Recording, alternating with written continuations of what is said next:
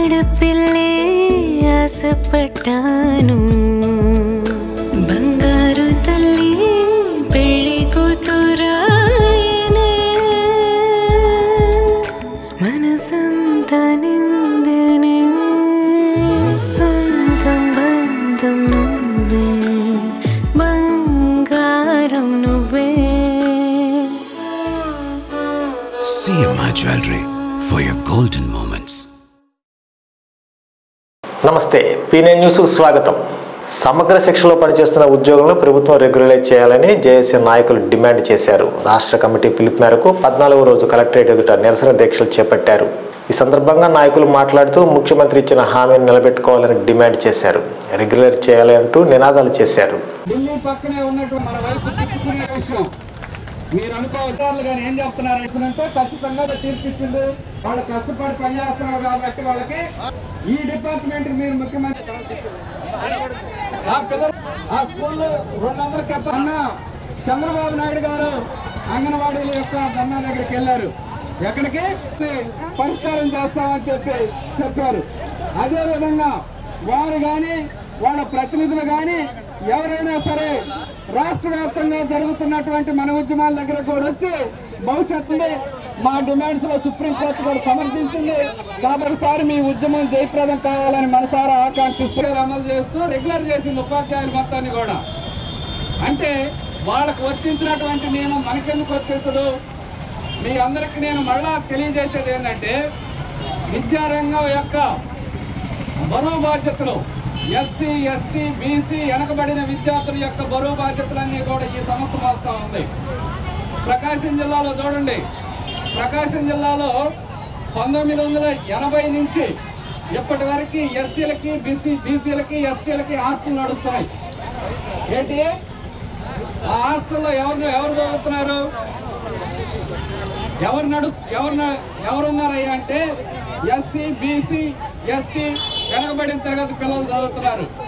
ఈ 4.5 సంవత్సరాల్లో పరిస్థితి ఏంటంటే అంగన్వాడీలు రాష్ట్ర వ్యాప్తంగా ప్రారంభించిన సమ్మె 22వ రోజు స్థానిక కలెక్టరేట్ వద్ద కొనసాగుతుంది. ఈ సందర్భంగా నాయకులు మాట్లాడుతూ మంత్రులు కమిటీలతో కాలయాపన చేయకుండా తక్షణం తమ సమస్యలు పరిష్కరించాలని డిమాండ్ చేశారు. తాము చేస్తున్న సమ్మె రాష్ట్ర ప్రభుత్వం ఇచ్చిన హామీలు మరియు అంగన్వాడీ కేంద్రాల్లో ఉన్న సమస్యల పరిష్కారం కోసం శాంతియుతంగా చేస్తున్నామని, మా సహనం పరీక్షిస్తే సమ్మెను ఉధృతం చేస్తామని హెచ్చరించారు.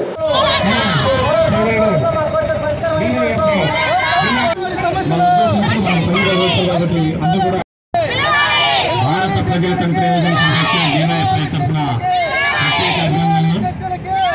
ఎందుకంటే ఈరోజు 14వ రోజు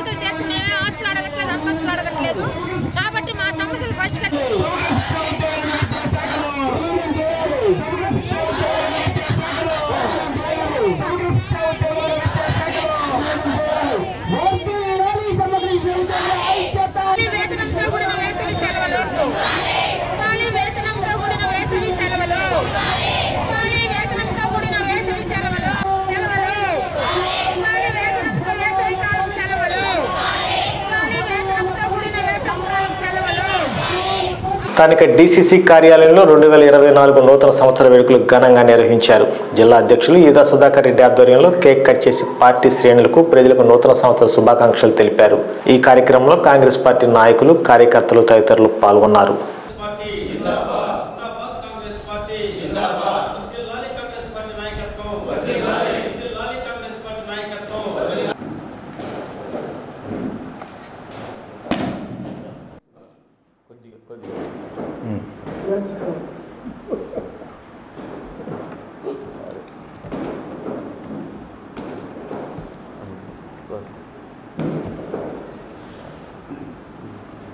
పాత గుడ్డోడితే గుడ్డోడి పేపర్ ఏం పర్లేదు.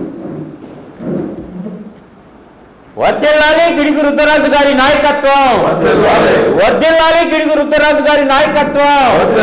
జై కాంగ్రెస్, జై. అందరూ కోసి మొక్కలు అక్కర్లేదు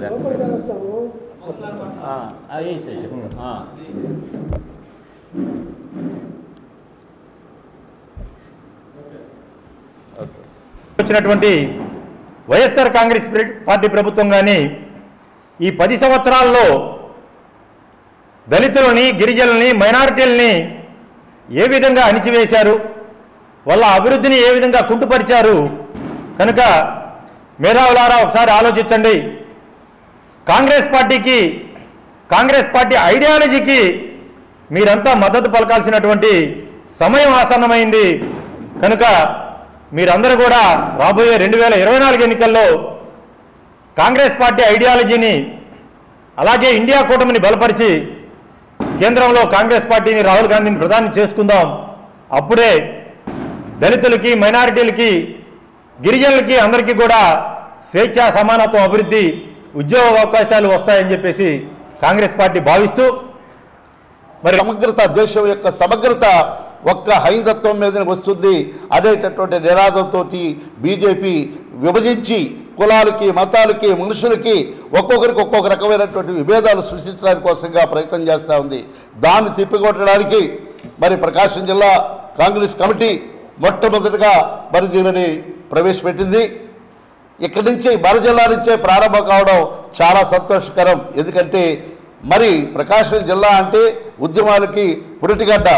అందుకోసంగా ఈ ప్రకాశం జిల్లాలో ఉన్నటువంటి అన్ని సంఘాల వారిని, తర్వాత మరి న్యాయవాదుల్ని, అదేవిధంగా డాక్టర్స్ని అందరినీ కూడా ఆహ్వానించున్నాం.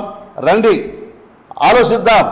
మీరు పెద్ద నాయకులు వస్తూ ఉన్నారు, వాళ్ళకు మీకున్నటువంటి అనుమానాలు నివృత్తి చేయడానికి కూడా సిద్ధంగా ఉన్నారు. దయచేసి మేధావులారా, రేపు సాయంత్రం 3 గంటలకి మరి అంబేద్కర్ భవన్లో జరగబోయేటటువంటి ఈ కాంగ్రెస్ పార్టీ యొక్క సమావేశానికి అందరూ ఆహ్వానితులే.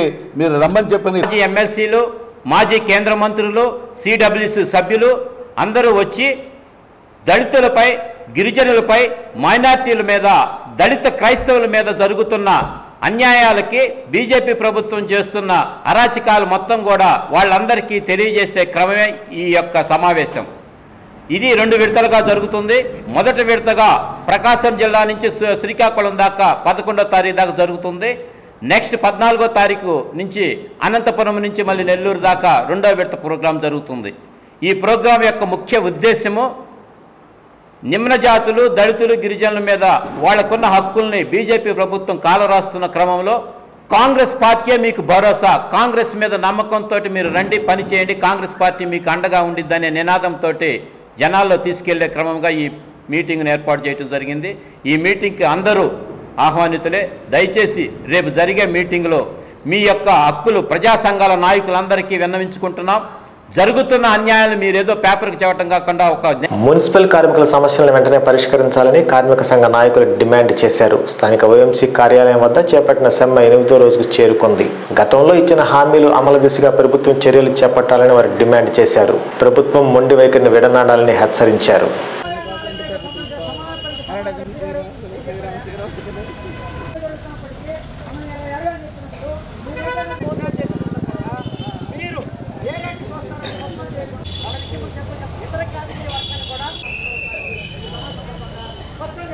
సరైన పద్ధతి కాదు.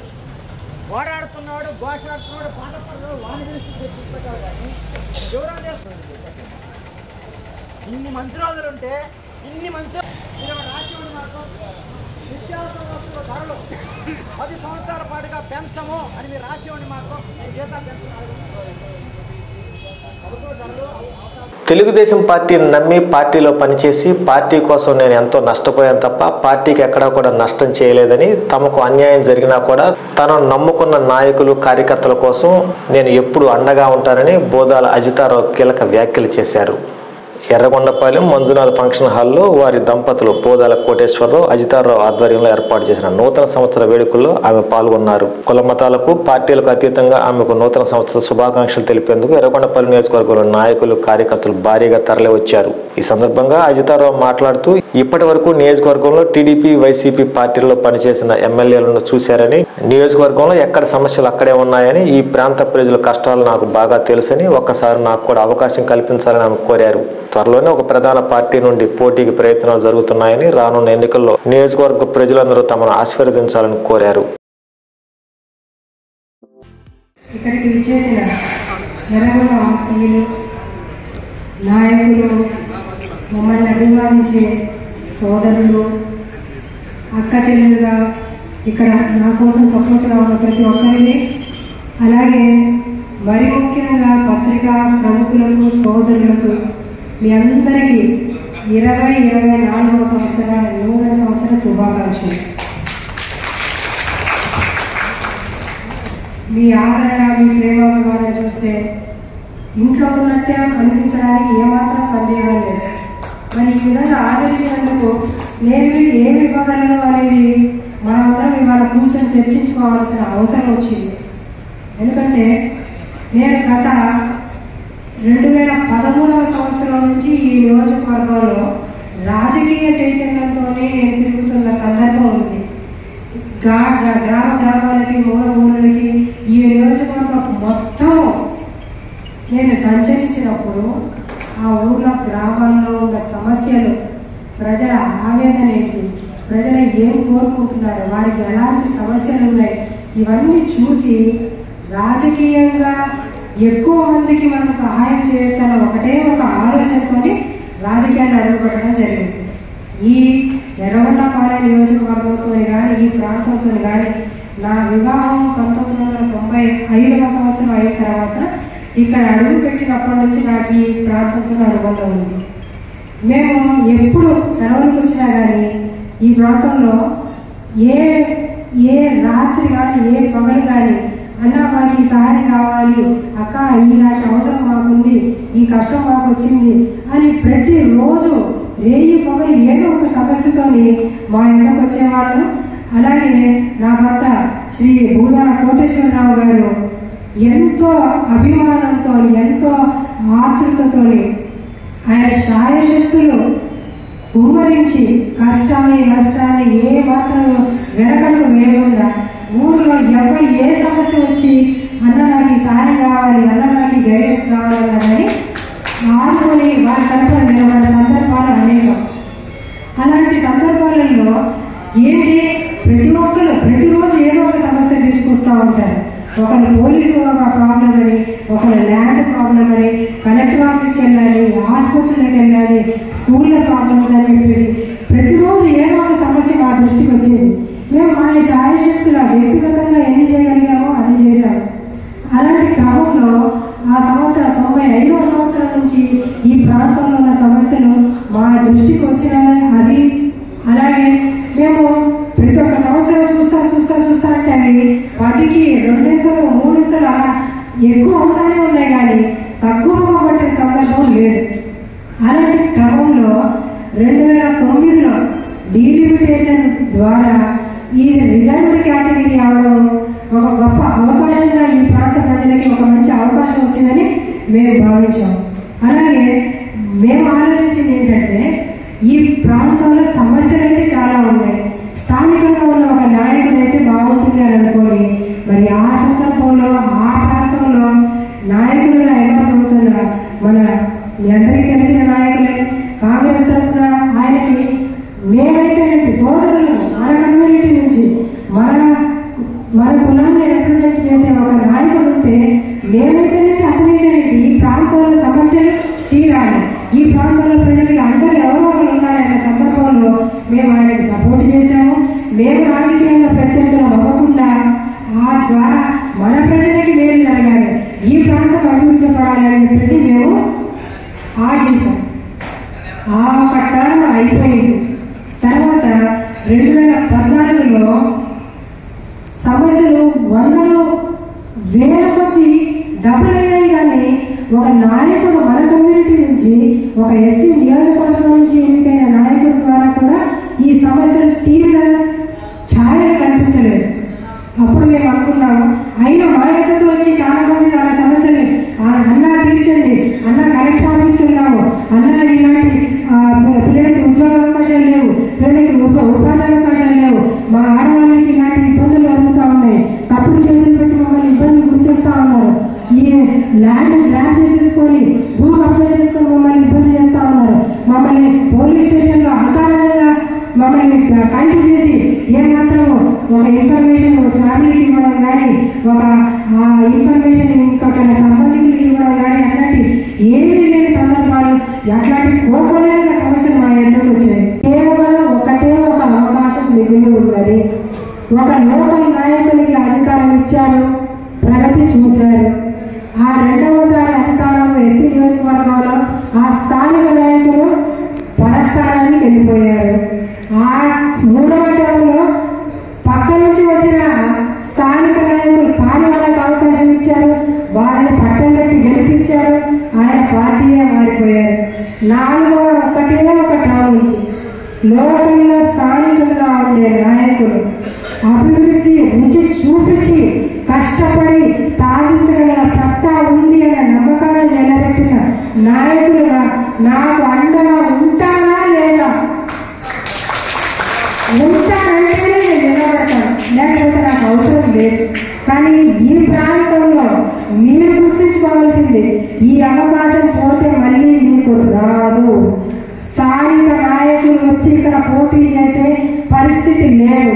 మీరే ఒక్కసారి ఆలోచించుకోండి. తెలుగుదేశం పార్టీలో స్థానిక నాయకుల్ని ఓడించిన సందర్భాలు ఉన్నాయి, మోసంతో కుట్రతో బయటికి పంపించిన సందర్భాలు ఉన్నాయి. ఇంకొక పార్టీ చూసుకున్నారంటే ఆ పార్టీలో స్థానికంగా గెలిపించిన నాయకులు తమ ఉనికి కోసం ముఖ్యమంత్రి జగన్మోహన్ రెడ్డి ఒక అవకాశం ఇస్తే సంతనోదలపాడు నియోజకవర్గం నుండి పోటీ చేయడానికి సిద్ధంగా ఉన్నారని వైసీపీ మహిళా నాయకురాలు దారా పద్మజ తెలిపారు. వారి కార్యాలయంలో ఏర్పాటు చేసిన మీడియా సమావేశంలో ఆమె పాల్గొని మాట్లాడారు.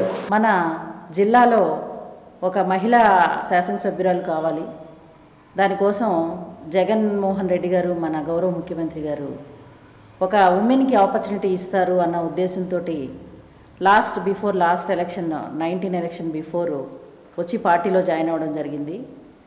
జగన్మోహన్ రెడ్డి గారి సమక్షంలో జెండా వేసుకొని పార్టీలో జాయిన్ అయ్యాము. అప్పటి నుంచి కూడా ఒక 6 ఇయర్స్ నుంచి సుదీర్ఘంగా ఈ జిల్లాలో రాష్ట్రంలో పర్యటిస్తూ డిస్ట్రిక్ట్ రోజు పత్రికాముఖంగా ఈ మీడియా మిత్రులందరినీ కూడా సమావేశపరచడం జరిగింది ఈరోజు.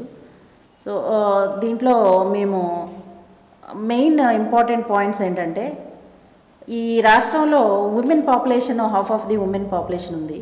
మహిళలందరికీ కూడా సమాన గుర్తింపు రాజకీయాల్లో, పొలిటికల్ ఈక్వాలిటీ రాజకీయాల్లో కానీ సామాజికంగా కానీ అన్ని విధాలుగా గౌరవం దక్కాలి. మహిళలందరూ కూడా విద్యావంతులు అవ్వాలి, రాజకీయవేత్తలు అవ్వాలి, మంచి వ్యాపారవేత్తలు అవ్వాలి, అన్ని విధాలుగా మహిళలు అన్ని రంగాల్లో పైకి రావాలనే ఉద్దేశంతో వాళ్ళందరికీ కూడా అవేర్నెస్ క్రియేట్ చేయడానికి ఉమెన్ ఎంపవర్మెంట్ దిశగా పనిచేయాలని ఆశిస్తున్నాను. ఒక ఉమెన్ లీడర్గా ఎదగాలని, ఉమెన్కి నేను వాయిస్గా ఉండాలని ఈ జిల్లా నుంచి I'm strongly coming from the district. So పెద్దలందరూ, నాయకులందరూ కూడా నాకు సపోర్ట్ చేస్తున్నారు. జిల్లా నాయకత్వము, స్టేట్ లీడర్షిప్ అందరూ, మన వాసన్న గారు, సుబ్బారెడ్డి గారు, లోకల్ లీడర్స్ అందరూ కూడా మమ్మల్ని స్ట్రాంగ్గా సపోర్ట్ చేస్తున్నారు. జగన్మోహన్ రెడ్డి గారు ఆశీర్వదించి ఇక్కడ సంతనూతలపాడులో ఒక శాసనసభ్యురాలుగా అవకాశం ఇస్తారని భావిస్తున్నాను.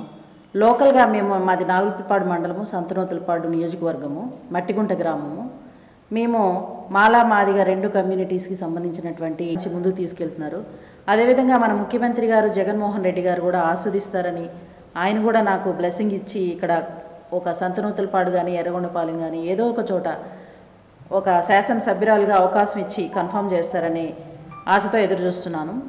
ఎందుకంటే మాకు ఉన్నటువంటి రాజకీయ పరిచయాల నేపథ్యంలో కానీ, మా నాన్నగారికి చాలా మంచి నేమ్ ఉంది సంతనూతలపాడు నియోజకవర్గంలో కానీ, జిల్లాలో కానీ, రాష్ట్రంలో. ఒక నాయకుడిగా ఆయనకి ఒక బడుగు బలహీన వర్గాల్లో చాలా గుడ్ నేమ్ ఉంది. ఎందుకంటే చాలా ప్రీవియస్ ఆయన చేసినటువంటి సర్వీసెస్ ఎవరు కూడా మర్చిపోలేరు, అందరికీ తెలుసు. లైవ్ ఎగ్జాంపుల్స్ అందరూ వచ్చి చెప్తూ ఉంటారు రెగ్యులర్గా. వాళ్ళు వచ్చి మమ్మల్ని కలిసి మాతోటి ఇంటరాక్ట్ అయినప్పుడు వాళ్ళ ఎక్స్పీరియన్సెస్ ప్రీవియస్ ఎలాగ మా ఫాదర్తో ఉన్నాయో చెప్తూ ఉంటారు. అదేవిధంగా నేను కూడా సహకరించాలని, మన ప్రజలందరికీ ఒక తలలో నాలుకలా ఉండాలని నేను భావిస్తూ ఉన్నాను. So this press meet must reach to every audience in the AP state. So ఇది మెయిన్ ఉద్దేశం. పార్టీ కోసం పాటుపడి పనిచేసినటువంటి వారికి అవకాశం కల్పించడంలో జగన్మోహన్ రెడ్డి గారి వంటి గొప్ప వ్యక్తి ఇంకొకరు ఉండరని నేను భావిస్తున్నాను. ఆయన జాయిన్ అయినప్పుడు చెప్పారు, మీరు పార్టీలో జాయిన్ అవ్వండి, మీకు అవకాశం దొరుకుతుందని చెప్పారు. సో ఆ ఉద్దేశంతో నేను ఆ హోప్ తోటి ముందుకెళ్తూ ఉన్నాను. ఒక మహిళగా అవకాశం ఇస్తారనే ఒపీనియను, ఒక స్ట్రాంగ్ ఫీలింగ్ మాకుంది. డెఫినెట్గా ఇస్తారు, డెఫినెట్గా కన్ఫర్మ్డ్గా మేము ఇక్కడ నుంచి పోటీ చేస్తాము, గెలుస్తాము. ఒక భారీ మెజారిటీతో గెలిచి అసెంబ్లీకి వెళ్తామని చెప్పేసి నమ్మకంతో ఉన్నాను. ఎందుకంటే ఒక ఉమెన్గా, ఒక ఫ్యామిలీ లేడీగా ఐఎమ్ ట్రావెలింగ్ ఒక 6 years నుంచి. నా పర్సనల్ ఎంతసేపు నా పర్సనల్ జాబు ఏంటి, నా పర్సనల్ ఫ్యామిలీ ఇదే కాకుండా I want to serve for సొసైటీకి నేను ఒక మంచి లీడర్గా నేను సహకరించాలని ఆశిస్తున్నాను. సో స్థానిక గుర్రంవారి వీధిలో గల శ్రీ కోదండ రామాలయంలో నమ్మాల్వార్ పరమపద ఉత్సవాన్ని చక్కగా జరిపించారు.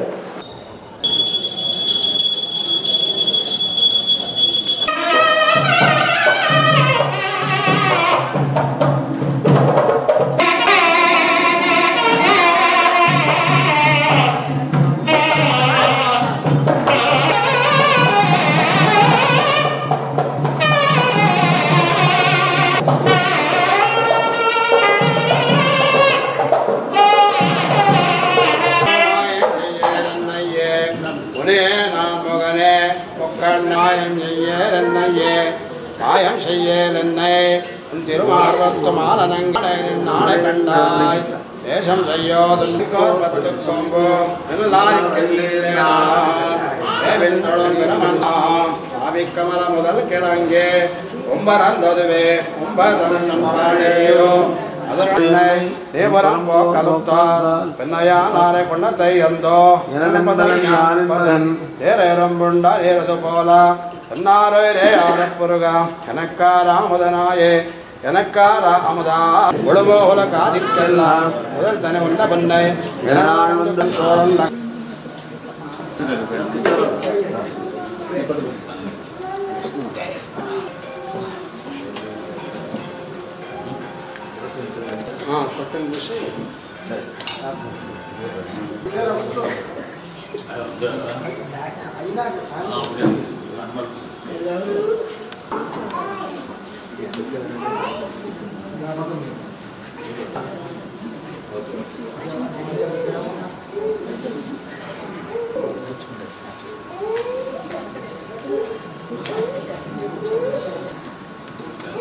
ఈ వార్తంతో సమాప్తం.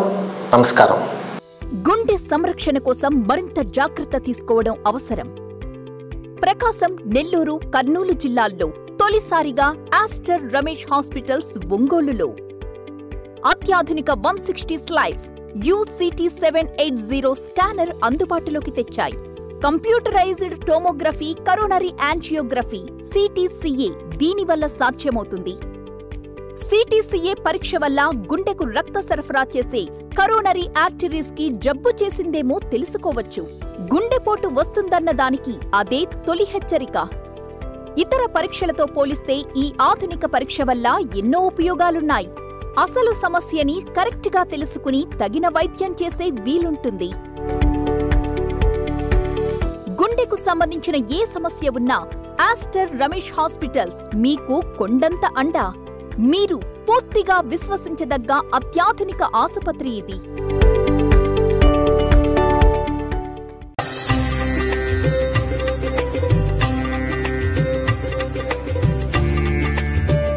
మన సంస్కృతి సాంప్రదాయాల్ని ప్రతిబింబించే ఎక్స్క్లూజివ్ హ్యాండ్ క్రాఫ్ట్ జ్యువెలరీ మన మలబార్ గోల్డ్ అండ్ డైమండ్స్ లో మాత్రమే.